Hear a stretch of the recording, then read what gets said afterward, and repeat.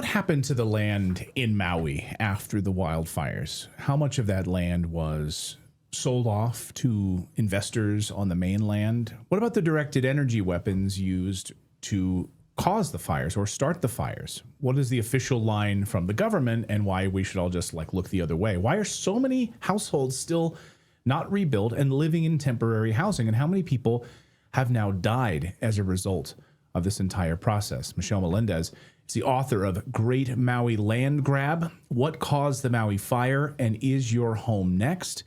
And there are dozens upon dozens of oddities, and is an award finalist for this book. Thank you, Michelle, for joining us here on Redacted. Great to have you here. And earlier morning out there in Maui, but thank you for joining us. Really appreciate it. Oh, you are muted. That's all right. There we go. Yeah, mahalo for having me, and so much mahalo for keeping this story alive, because it is people like you that will allow the truth to be told.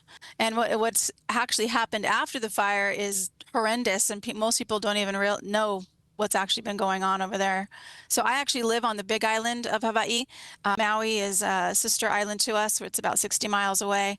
And when that happened, I started looking deeper and interviewing firefighters. I interviewed a 50-year arborist, and also went over there and talked to the people, and also talked to Hawaii State Representative Ellie Cochran, who grew up in Lahaina, was born, raised, and also survived the fire.